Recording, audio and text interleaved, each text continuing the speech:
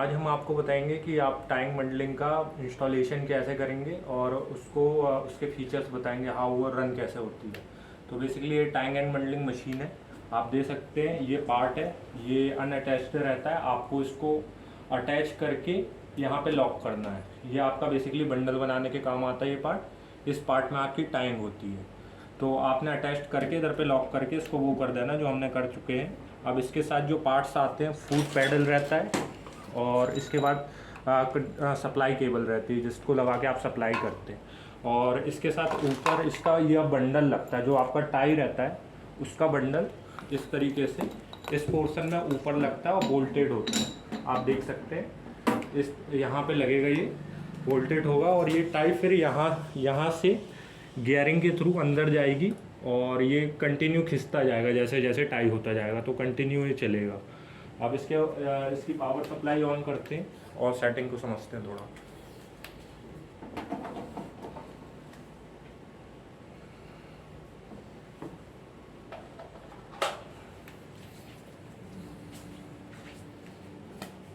ये फूट पैडल है। बेसिकली फूट पैडल का यूज़ होता है, जैसे ये आपका बंडल है, जब आप फूट पैडल दबाएंगे तो ये बंडल मूव करेगा जितने राउंड मूव करेगा जितना आप इस पर सेटिंग पे फीड करेंगे। तो आपने ये फूट के पैडल लगाया यहाँ पे।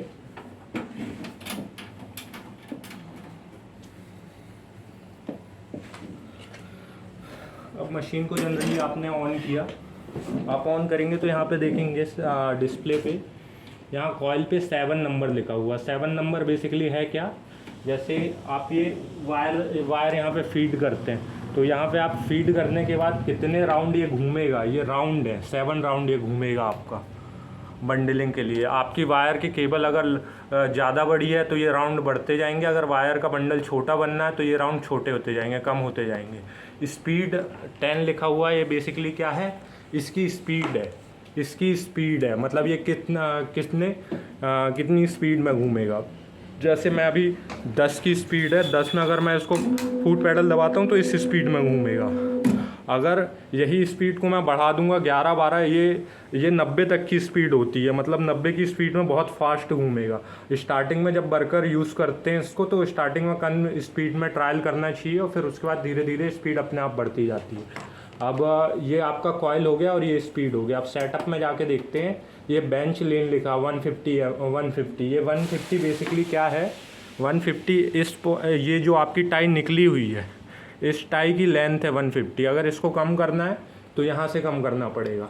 उसके बाद ये 5 क्या, how many time it will be twisted, मतलब ये जैसे आप ट्विस्टिंग देख रहे हैं, ये 1 2 3 4 5 6 7 बार 7 राउंड है, तो ये 5 राउंड की ट्विस्टिंग है कि 5 बार फोल्ड करेगा उसको।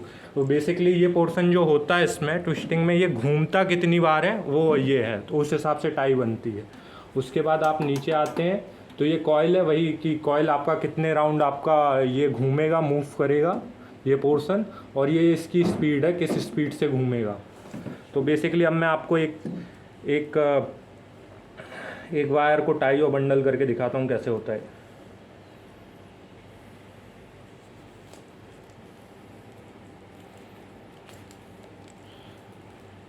ये स्पीड को थोड़ा और कम कर लेते हैं हम, क्योंकि अगर आप स्टार्ट में कर रहे हो, आपके हाथ नहीं बैठे तो इसको कम स्पीड पे चलाइए, और जैसे ही आपके हाथ इसमें अच्छे से जम जाते हैं तो आप इसकी फिर स्पीड बढ़ा सकते हैं।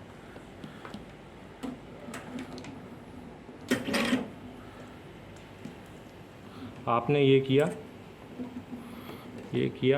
अब आपने कुछ नहीं करना है, यहाँ से पकड़ के रखना है। और ये फूट पैडल है, इसको आप जैसे ही प्रेस करेंगे तो ये घूमने लगेगा।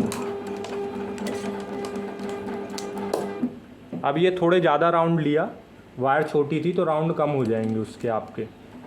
ये देखिए, ये आपका बंडल बन गया। अब इसको आपको क्या करना है, यहाँ पे ये पोर्शन है बेसिकली, इस पे जैसे ही प्रेस करेंगे तो ये पोर्शन उठ जाएगा और टाई कर देगा। तो बेसिकली यहाँ पे रखने का मकसद ये है कि इस पोर्शन को प्रेस करना। अब आप देखेंगे टाई कैसे हो रही है, ये देखिए टाई हो गई आपकी। यहाँ पे देखिए टाई हो गई। यहाँ पे हमने 5 पोर डाला था तो 5 गांठें बनी है, 5 बार ये टाई हुई है, मतलब 5 बार इसको राउंड किया गया है। तो बेसिकली यही है टाइंग एंड बंडलिंग मशीन। इसमें लोगों को एक प्रॉब्लम और आती है कभी कभी, जैसे ये मशीन है, हमने कभी मशीन जब नहीं आती है तो रुकिए,